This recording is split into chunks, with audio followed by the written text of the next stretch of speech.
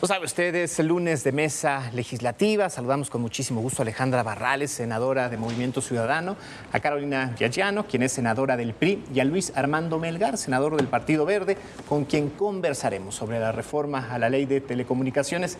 Qué gusto recibirlos. ¿Cómo están? Muchas gracias. Gracias.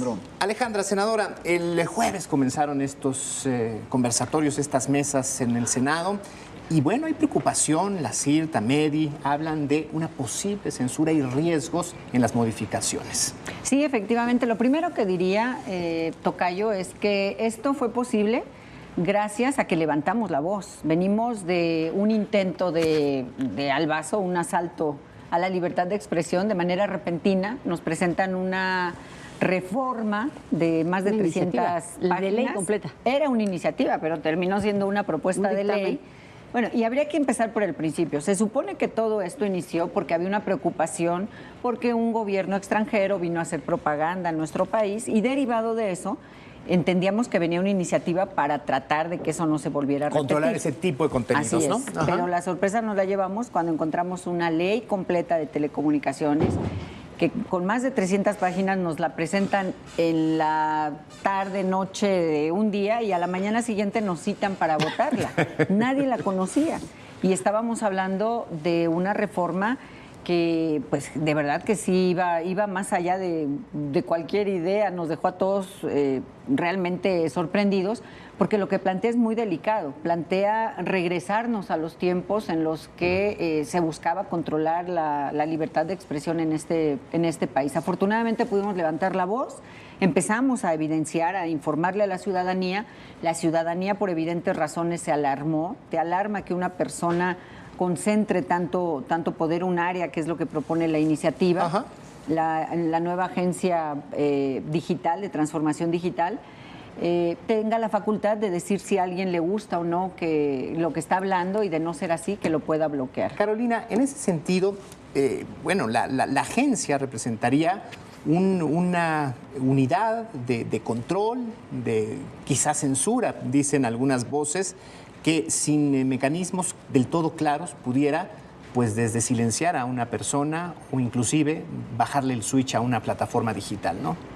Mira, este señor Merino, que de verdad a mí me parece un exceso de ambición, esa ley nueva, que como bien ha dicho Alejandra, llegó a las 10 de la noche y se aprobó a las 10 de la mañana sin leer, obviamente, ni la iniciativa y tampoco el dictamen, ¿verdad? Se aprobó por la mayoría oficialista y son 64 funciones, facultades que le otorga a ese titular de la agencia, que originalmente era para pues hacer una modernización digital, para digitalizar el gobierno, y ahora termina siendo esto como un Big Brother de control y, por supuesto, de censura, de vigilancia también.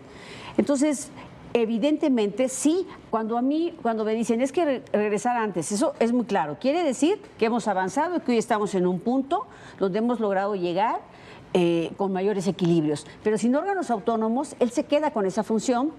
Él puede dar una concesión, pero también quitarla.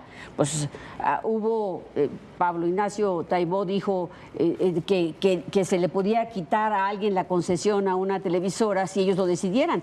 Me parece que aunque digan, bueno, él es, por eso, pero él es el que lleva el Fondo de Cultura Económica, no es cualquier persona. Y es una conversación que se está pidiendo poner al interior. Eso demuestra claramente sus intenciones. Evidentemente, mira, yo he señalado que para poder ver la dimensión de esto hay que ver de manera conjunta la Ley General de Seguridad Pública. ¿Ellos qué quieren? Un registro nacional de usuarios de telefonía móvil. Ahí ya tenemos un problema. Hay que ver la Ley General del Sistema Nacional de Investigación e Inteligencia en materia de seguridad pública. Ahí quieren crear una gran base de datos donde esté la información del IMSS, del ISSSTE, del SAT, del Registro Público de la Propiedad, de Catastro, de notarías y demás. Hay que ver la Ley General de Población, que dice que hay que quieren un CURP digital, que evidentemente para desplazar al INE, a la INE que usamos. Sí, Entonces, si tú lo ves así, es absolutamente de control, de vigilancia y de represión. Lo disfrazan, o sea, la presidenta lo niega, pero tuvimos el primer conversatorio donde fueron 24 personas, 99% porque hubo una muy rara, una persona que expuso cosas muy raras, muy cuatroteras, pero a su vez raras, pero todos los demás están en contra. Entonces, evidentemente, sí es de control. Luis Armando, dice la presidenta que no es un mecanismo de control, que no va con las intenciones de su gobierno, que además es la figura que la presenta y que pues abre las voces. También hay ya quienes se manifiestan por que es perfectible. ¿Hay posibilidad de oportunidad de perfeccionar y de mejorar esto? Mira, Alejandro, decimos de manera muy popular y coloquial que no hay que hacer cosas buenas que parezcan malas. Entonces, yo puedo pensar que la presidenta no tiene una actitud para censurar, pero la ley como viene hoy, sí viene con censuras, con límites a la competencia, con faltas, ahora sí que te ponen con el gatillo, ¿sí? Y con el cañón, en el momento en que tú hagas algo como medio de comunicación. No olvidemos que los medios de comunicación, como toda la industria digital, es una parte fundamental dentro de la sociedad mexicana y dentro de la sociedad que vivimos hoy en el mundo. No ha habido un país que se haya atrevido a censurar las redes digitales y las plataformas digitales.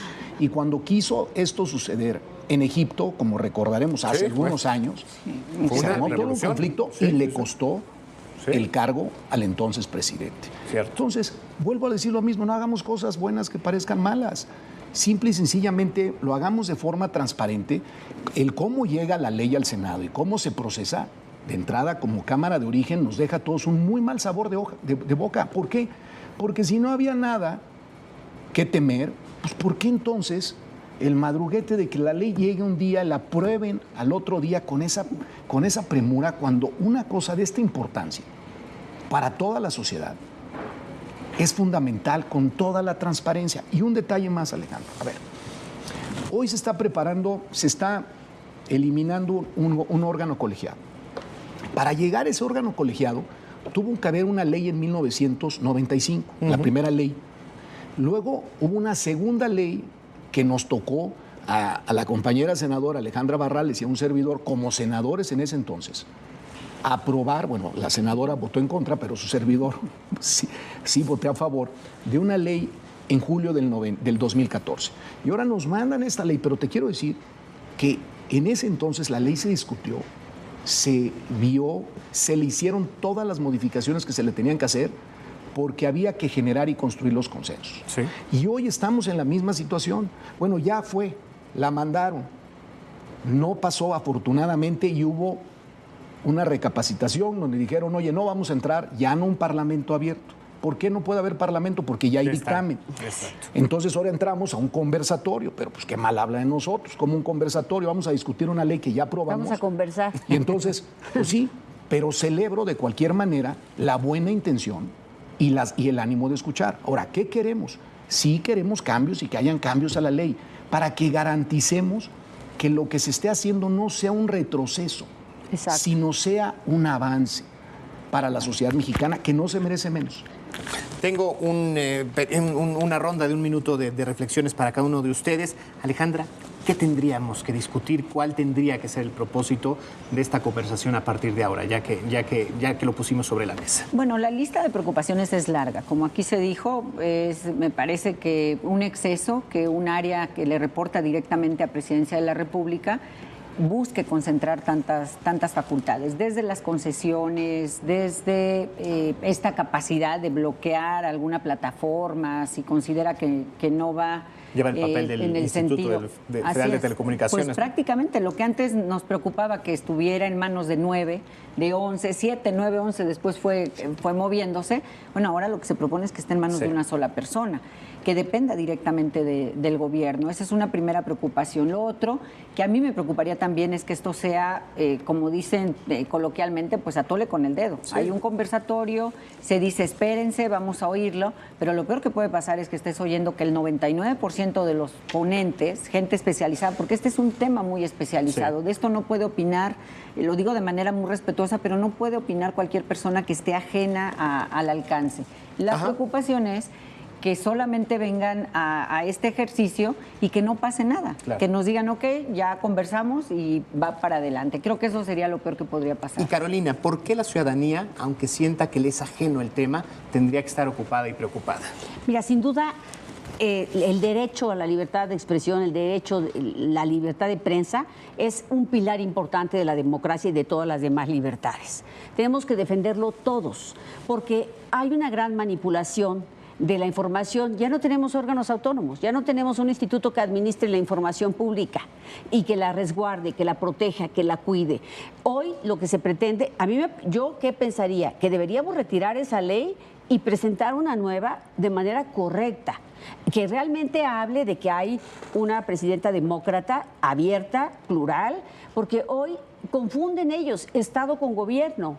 Y me parece que esto, obviamente ya no hablemos de las demás leyes, imagínate, hoy te voy a poner un ejemplo, para elegir a los jueces y magistrados que van a ver el tema de telecomunicaciones, que están especializados ellos, lo van a decidir 5 alcaldías de la Ciudad de México, cuando la competencia es de todo el país. De entrada ahí, si tú tienes un problema, ¿a quién recurres?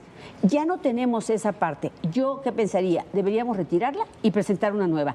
¿Qué pienso que va a suceder? ¿Van a querer remendarla?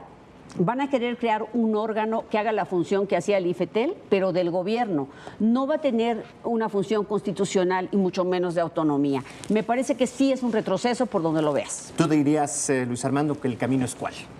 El camino es el consenso. El camino no es una tarea de partido, no es una ley de partido. Porque si pensamos eso, pues el PRI sacó su ley en el 2014 y ahora el PRI ya no gobierna, ahora gobierna Morena. Y Morena va a querer sacar su ley, tienen los votos suficientes para sacarla, porque es una ley que requiere la mitad más uno. No hay duda que lo tiene. Pero lo que sí es una gran recomendación, y se los digo a todos mis compañeros de Morena, del Verde y a todos los que somos senadores y representamos una sociedad, es que nos tomemos las cosas en serio.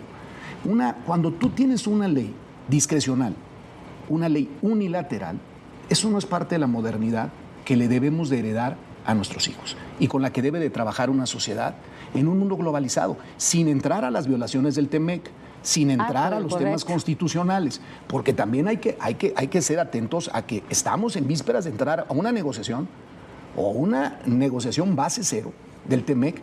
Ya no agravemos las situaciones. ¿Sí?